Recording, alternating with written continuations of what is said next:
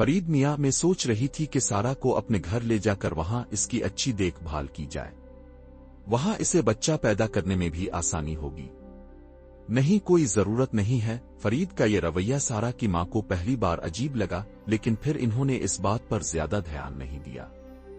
کچھ دن بعد اچانک سارا کو پیٹ میں درد ہونے لگا۔ لگتا ہے کہ اب وقت آ گیا ہے، سارا کی ماں نے کہا۔ اتنی جلدی؟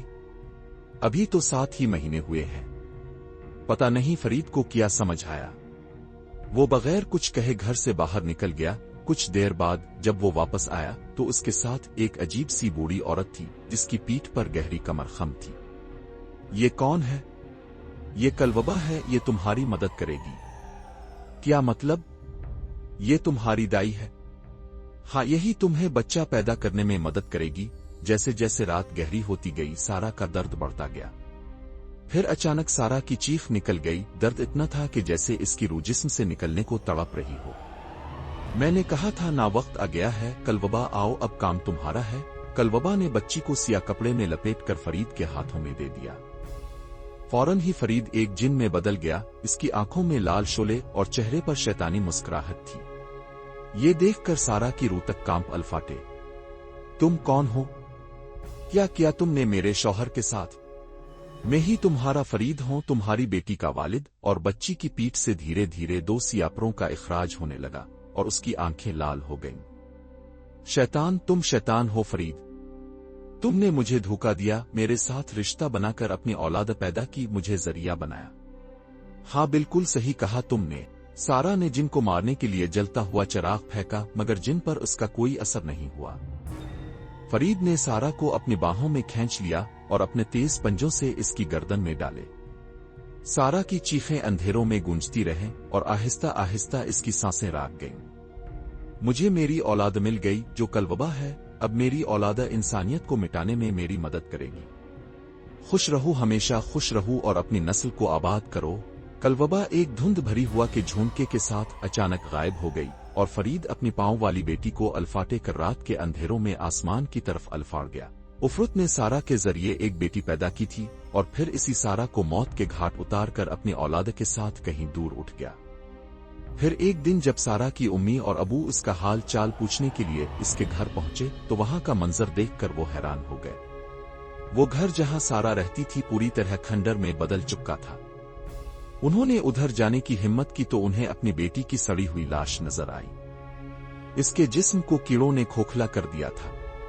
نہیں، یا اللہ، یہ کیا ہو گیا ہے میری بچی کو؟ آ اللہ! جب سارا کے والد نے اپنی بیٹی کی لاش دیکھی تو ان کا دل ٹوٹ گیا۔ انہیں اپنے کیے پر پشیمانی ہو رہی تھی۔ مجھے ایک انجان آدمی سے اس کی شادی نہیں کروانی چاہیے تھی۔ سارا میری بیٹی۔ سارا کے ابو اور امی دونوں کا رو رو کر برا حال ہو چکا تھا۔ سارا کی ماں تو صدمے میں جا چکی تھی۔ ان کی حالت بہتر کرنے کے لیے سارا کے رشتہ داروں نے ایک حافظ کو بلایا اور حافظ کو پورا واقعہ بتایا۔ انہوں نے سارا کی امی پر کچھ دعائیں پڑھیں اور پھر سارا کے ابو کے پاس گئے۔ یہ کوئی عام قتل کا معاملہ نہیں ہے۔ کیا آپ مجھے جہاں سارا کی لاش ملی تھی وہاں لے جا سکتے ہیں؟ جی ہاں حافظ صاحب۔ جب سارا کے ابو کے ساتھ وہ اس کے گھر پہنچے تو وہاں قدم رکھتے ہی حافظ صاحب کو کوئی ناپاک علم محسوس ہوا۔ وہ اندر گئے اور اپنی آنکھیں بند کر لیں۔ سارا کے ساتھ جو کچھ ہوا وہ انہیں دکھائی دے رہا تھا۔ آ اللہ! بہت برا ہوا ہے اس معصوم کے ساتھ۔ تمہاری بیٹی افرت سے شادی کر بیٹھی تھی اور اسی افرت نے تمہارے ہونے والے داماد کا قتل کیا تھا اور اپنا مقصد پورا کرتے ہی اس نے سارا کو بھی ختم کر دیا۔ افرت؟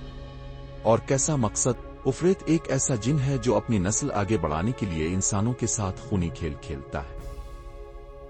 تمہارا داماد فرید کوئی انسان نہیں تھا بلکہ شیطان کا بیٹا افرت تھا۔ آ اللہ! یہ میں نے کیا کر دیا؟ میں نے اپنی بیٹی کا نکاح ایک افرت سے کر دیا۔ حافظ جی کی بات سن کر سنا کہ ابو کے ہوش الفاڑ گئے۔ افرت کے بارے میں جو کچھ بھی انہوں نے سنا تھا وہ بہت ہی خوفناک تھا۔ اب ہمیں اس افرت کو جلد از جلد ڈھونڈنا ہوگا اور اس کے ساتھ اس کی اولاد کو بھی ختم کرنا ہوگا۔ اس کے سوا اور کوئی راستہ نہیں۔ پتہ لگاؤ اس علاقے میں پچھلے کچھ ہفتوں میں کتنے گھروں میں نوزائیدہ بچے پیدا ہوئے ہیں۔ حافظ نے اپنے لوگوں کو حکم دیا کہ وہ جنگلوں میں گھوم کر ایک نوزائیدہ بچی کو تلاش کریں اور اسے ختم کر دیں۔ हम कैसे पहचानेंगे कि वो बच्चा उफरेत की औलाद है या नहीं? जब तुम इस बच्चे के काम में अल्लाह का नाम लोगे तो वो तड़प कर चीखेगा। यही सबसे बड़ा सबूत होगा कि वो इंसान नहीं, उफरेत की औलाद है। ठीक है, शैतान की नस्ल को रोकने का यही एक रास्ता है। वरना अगर ये बच्ची बड़ी हो गई तो इंसानों को जिंदा चबा जाएगी, फिर ना कोई गांव बचेगा ना इंसानियत। ये सब लोग इस बात से मुत्तफिक थे। पहाड़ी इलाकों में आबादी कम थी, इसलिए नौजायदा बच्चे भी गिनती के थे। हाफिज के लोग हर बस्ती हर वादी में घूमने लगे और जहां भी कोई बच्चा नजर आता वो इसके कान में अल्लाह का नाम लेते। आखिरकार से अबू को पता चला कि एक करीबी गांव में एक मुसाफिर आया है जिसके पास एक नौजायदा बच्ची भी है। कि अबू और हाफिज खुद वहां पहुंचे। कि अबू ने बच्ची को गोद में उठाया और उसके कान में अल्लाह का नाम लिया। बच्ची जोर जोर से रोने लगी। यकीनन यही वो बच्ची है। तभी वो मुसाफिर आ गया और बच्चे को छीनने लगा। मुझे मेरा बच्चा वापस दो। नहीं, वो मुसाफिर गुस्से में आ गया कि अबू को धक्का दे दिया। कि अबू दोबारा बच्चा छीनने लगे तो इस मुसाफिर का चेहरा बदलने लगा और देखते ही देखते वो एक हौलनाक उफरेत में बदल गया। मेरी बेटी से दूर रहा वरना जान से मार डालूंगा। उफरेत को देखकर सब पीछे हट गए और हाफिज साहिब दुआएं पढ़ने लगे। ला इलाहा इल्ला अल्लाह मुहम्मद रसूल अल्लाह। उफरेत तड़पने लगा, अपने कान बंद करने लगा। कि अबू ने बच्ची को छीन लिया और न चाहते हुए भी उन्हें इसी बच्ची को मारना पड़ा। उफरेत गुस्से में चीखता रहा, तुम सबको इसका अंजाम भुगतना होगा। इस बार बच गए, अगली बार नहीं। लेकिन सबको लगा कि अब सब कुछ ठीक हो गया है। मगर फिर अचानक गांव के लोग एक एक करके गायब होने लगे। समझ गए कि ये किसी जानवर का नहीं, इसी उफरेत का काम है। उन्होंने फिर दौड़कर हाफिज साहिब को बुलाया। लगता है वो वापस आ गया है। जी हाँ, ये तीसरी मर्तबा है कि गांव में आधे खाए हुए कुत्तों की लाशें मिली हैं।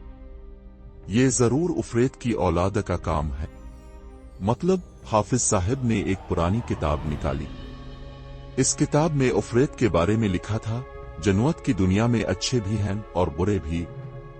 उन्हीं बुरे जिन्नों में एक है उफरेत, जो शैतान की औलाद है। वो दुनिया पर शैतानों की हुकूमत कायम करना चाहता है, इसीलिए वो अपनी नस्ल बढ़ाता है। उफरेत खूबसूरत लड़कियों को फरेब देकर उनसे बच्चे पैदा करता है।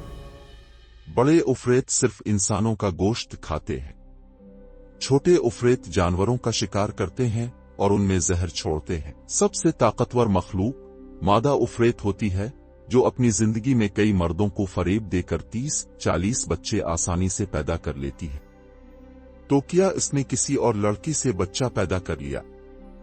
हो सकता है कि वही बच्ची जिसे हमने मारा बच गई हो और उफरेत ने हमें धोखा दिया हो। अब हमें क्या करना होगा?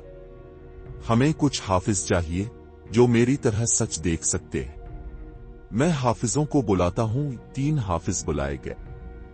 उन्होंने बताया कि उनके इलाके में एक बूढ़ी औरत पकड़ी गई है जो शैतानी इल्म जानती है। जब वो सब एक कोठरी में पहुंचे तो वहां एक नौजवान लड़की बंधी हुई मिली। मगर हाफिज साहब ने फौरन पहचान लिया, ये वही बुढ़िया है, और वो लड़की एक बूढ़ी औरत में बदल गई। हाफिज ने इसके सामने कुछ बाल रखे जो लाशों से मिले थे। बता, वो उफरेत की औलाद कहाँ है? अभी तो सिर्फ 6 महीने की है। उसका जन्म मैंने खुद किया था। तुम्हारी नवासी कहाँ मिलेगी? एक पुराने कुनवे के पास एक घर है, इसके सामने मस्जिद है। जब अजान होती है वो बच्ची चीखने लगती है। हाफिज और बाकी सब वहां पहुंचे। अजान शुरू हुई और एक घर से बच्चे के चीखने की आवाज आई। अंदर गए तो एक औरत बच्ची को गोद में लिए थी।